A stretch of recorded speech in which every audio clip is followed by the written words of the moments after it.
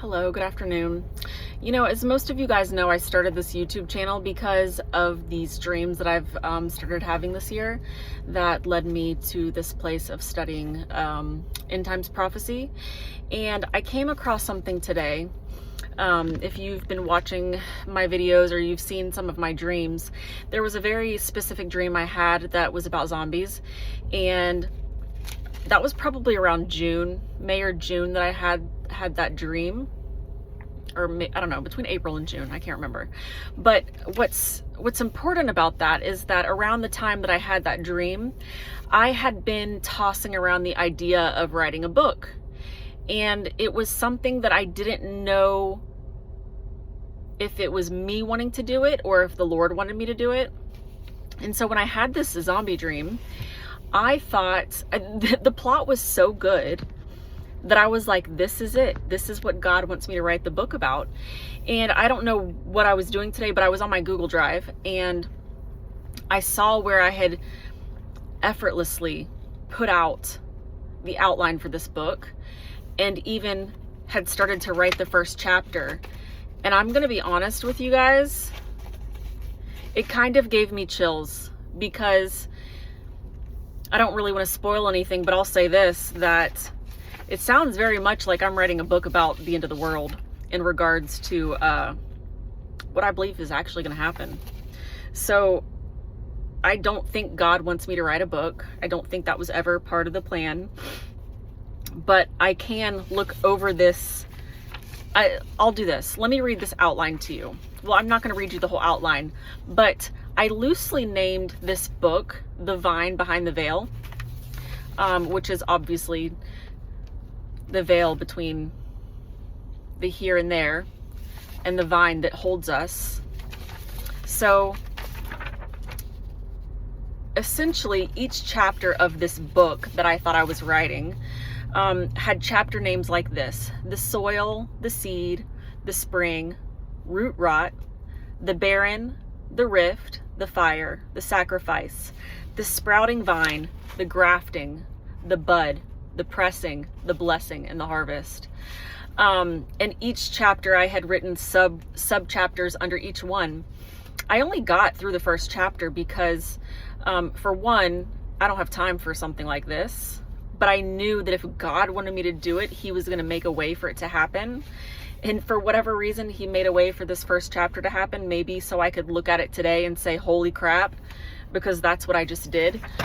So without further ado, I'm going to read to you, and it's not very long, because again, I had just started on it, and I think I spent like one full day on this.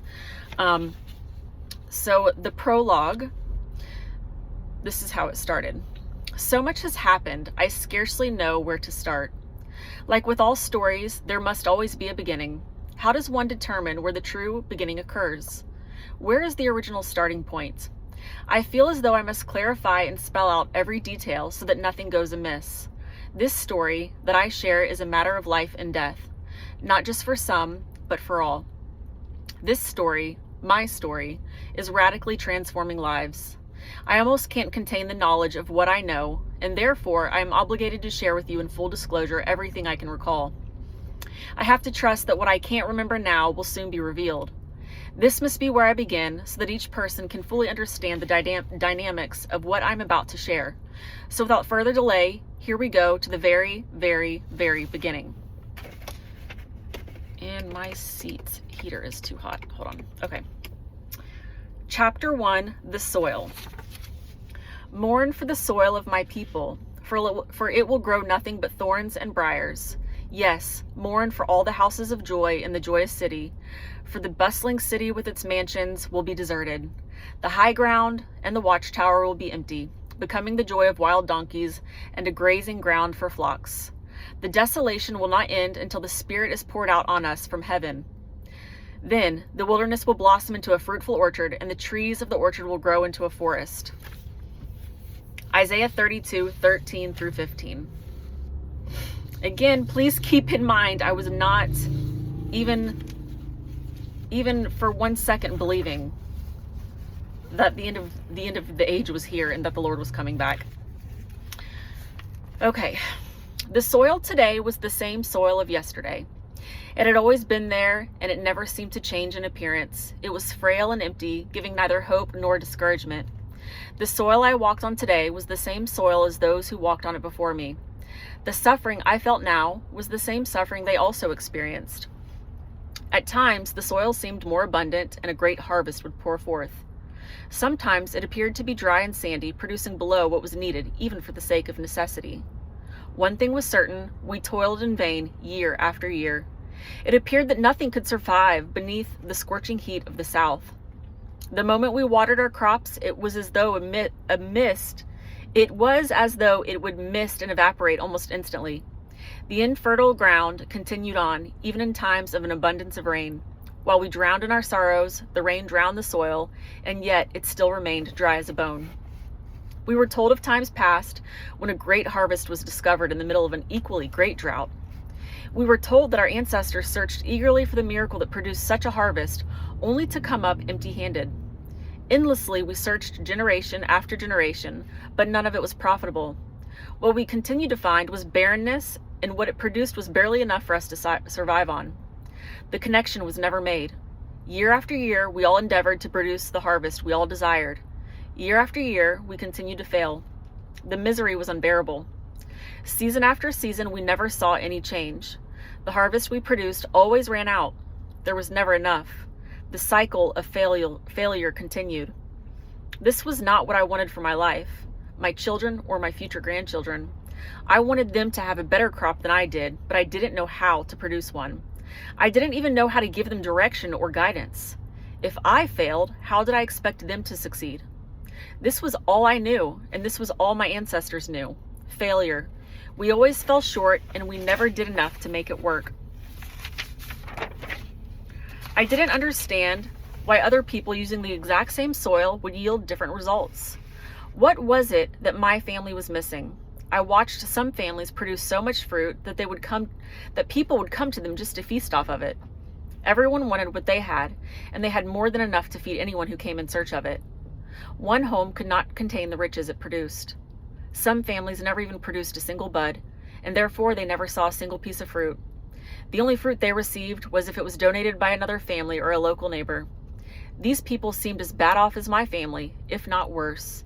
We lived in a constant state of hopelessness and desperation. Life as we knew it was completely meaningless. Every generation tried to do better than the one that came before. It seemed like no matter what my family tried, we were destined to be failures and fruitless. Some family members were lucky enough to produce what appeared to be a harvest. We looked on with envy, wishing we too could yield the same results. But upon closer look, what appeared to be fruit was a lie. It looked like fruit, it smelled like fruit, but what was hidden deep inside was rotten to the core. The way I looked at it, though, rotten fruit would be better than no fruit. I didn't need it to be perfect. I would be well content with my rotten fruit posing as delicious fruit. Surely that would be better than bare branches. Having nothing felt unbearable. After many years, I finally realized the soil must be where this all begins. I finally had it figured out. I began to notice that not all families started off with the exact same kind of soil like I had thought. It looked the same from a distance, but upon further inspection, it was quite different. Some families' soils were bone dry like mine, with rocks and weeds. Then other families had deep, rich, broken up soil ready to receive seed. It didn't even require any preparation before planting season. It did appear, however, that even if the family started out with dry soil, it was still capable of producing as rich of a harvest as the families with the nutrient-rich soil. It didn't matter how wet or how dry the soil was after all. I was wrong the whole time. It was so much more than I realized. It was so much more than just the state of the soil. I had already accepted the terms of my soil that I inherited from my family. Like generations before, I too would do something different. I would be the catalyst for change no matter the sacrifice. I spent my entire life prepping, tending, and cultivating my soil. At times, I found myself so discouraged, I would completely walk away and let it sit to rot. What was the point anymore? But I would always come back with new tenacity and inspiration to keep fighting. I grew so weary. I would produce abundant harvests, followed by a season of barrenness. I couldn't figure out the formula for a consistent crop. And this is where my journey truly began. It wasn't until I realized that it had never been about the soil this whole time. It had always been about the farmer. I thought I was the farmer, but the truth is, I was never meant to be the farmer. In fact, it was in this revelation of realizing that I'm not supposed to be the farmer that I finally understood it all. It was never a magic formula. It wasn't a secret. It was always available in plain sight, and my family just couldn't see it. It had always been available. The true farmer always desired for me to have the perfect yielding crops. The problem was my family refused his help for so long that people like me didn't even know of his existence. When my eyes were open to the truth, I still didn't have what was necessary to accomplish the task that he had set before me.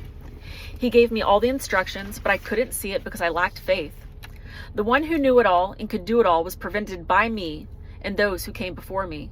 The problem was that we refused his help again and again as we grew continuously in exponential amounts of arrogance and pride. We were always the ones in the way. It was never about the soil. It was about the farmer and the seed. The farmer had told us all along what seeds to plant to get the harvest we wanted. He even told us he would go as far as to plant the seeds for us, but we didn't listen. He said he would lead the way, guide us, and teach us all that was needed to produce an abundant harvest. All he wanted us to do was collect the harvest. But it came with stipulations. We must trust him and we must obey. Unfortunately, my family couldn't do it. We couldn't relinquish our control, and therefore, we also relinquished all of our blessings. He had promised to counsel us in all things, even beyond our crop. He promised he would be our friend and never leave us, even closer than a brother, that he would remain with us generation after generation because his existence was timeless. He was the beginning and the end of all things. He was there when the soil was first created, and he was present long before it ever came into creation. Nobody knows the soil better than him because he alone created it. But in our pride, we believed we knew best. We had been hurt and betrayed by others. It was physically impossible for us to trust him. When we chose not to trust him, we no longer saw him, and we no longer knew him. He wanted to know us intimately, but we scarcely forgot that he even existed. Those of us who did know of his existence did not seem interested in getting to know him in return. The farmer knew that it took hard work to grow a harvest. He knew that it wouldn't begin until we walked into those dark places of our life and began to fully trust him. He knew that all good things took time, and he promised to wait it out with us. I learned that he was always working his hands in my soil even when I couldn't see or feel his presence. He was always actively bringing to life what had always been there, and I just needed to trust him. I had to trust in him during my times of victory and my times of defeat. He had been a farmer for a very long time, and I had no other choice but to finally give in. I had always seen fruit in those moments of taking his advice. I began to finally notice the pattern, but without fully trusting him, I would find myself walking away. But that was when the rain really began to fall. A rain so heavy and so burdensome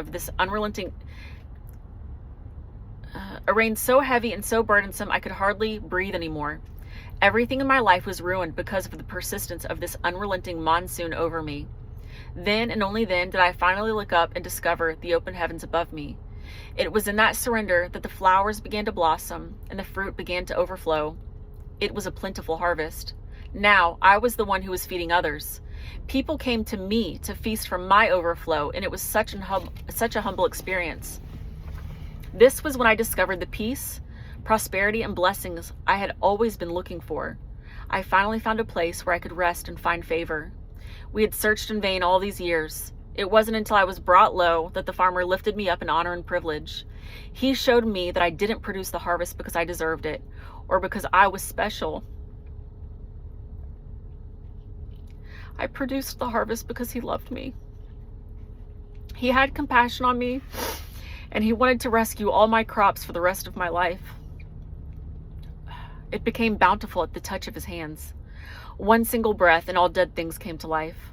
He didn't want to just rescue my crops, though. He wanted to rescue everyone's crops. He knew the only way to save the crops of my future generations was to show me the way first. He helped me overcome the parched soil of my fields so I could help others overcome theirs too. He wanted us to be harvesters together, working in unity towards one destiny. The blazing glory of the farmer will be praised forever. He is faithful and true, and his existence will have no end. He is the King of Kings and the Lord of Lords. He is the name above every name in heaven and on earth.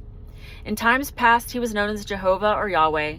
Today, he is my Yeshua. His name is Jesus, for he delivered me from my barrenness. He saved me from the same awful fate as my ancestors, and he propelled me on a course to save and rescue future generations. This, my friends, is where my story truly begins. I can't share the depth of what is to come without first laying the foundation of how it all began. What we all experienced was great devastation, but it all had a greater purpose than we ever knew. Let this serve as your warning. What happened cannot be contained in words, but I will do my very best to convey the truth as best I know how. I just wish I had known this before the sickness came. What we eventually discovered was the power we always contained, but to discover that power, we first had to become weak, even to the point of death. That's crazy that I wrote that in June, and I think it's really coming. I see this actually really coming in my lifetime. And just to give you an idea of the outline that I had made for this book, it involved I do think I want to go over this. So it involved in the beginning, it involved the past of our lives, and then the planting and upbringing of the harvest, lifting up those who are fruitless, and then it immediately went into what I would imagine, now that I can see hindsight, this is what would happen upon rapture, which is those being left behind, the root rot, the sickness, insatiable people never satisfied with no rest because they've been left behind and they have missed the call. And then I wrote the barren, and one of the highlights was the deception, empty and depressed, no fruit, running in fear. The cure is unattainable. And then there's the rift, desperation, rejection, no hope, the wilderness, in the fire. The surrender, desperately searching for the cure no matter what. The seeking, the trimming, and the changes. Good will be cut off to produce more fruit. The sacrifice, discovering he who created the cure, his blood and the redemption. The sprouting vine, the revelation of what the cure is. This is crazy. The cure is revealed, and the true mark is revealed. The invisible tattoo of a shield with a cross in the center. The veil is removed, and people are able to see what has been there all along. The enemy cannot harm the chosen. Those who bear the invisible sign cannot be harmed. Okay, Book of Revelation. The grafting, a new identification and a new name. I received the true mark. The bud, the new beginning, learning to abide, having a secure footing, being bold and confident, having your destiny revealed.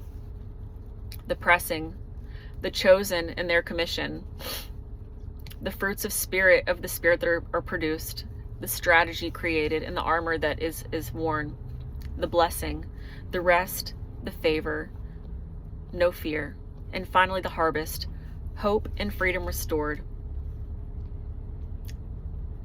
For the sojourner, it's not where we are, it's where we are going. I don't know. If you don't think this is crazy, that's fine. I think it's absolutely insane because I'm not smart enough for all this. And I thought that was really good. I thought it was really good that the Lord led me to write that, for me to come back here 6 months later and read that and blow my mind. So I hope you enjoyed that as much as I did. I don't even know what to call that, what that just was, but that was God right there. And I think it was pretty daggum amazing because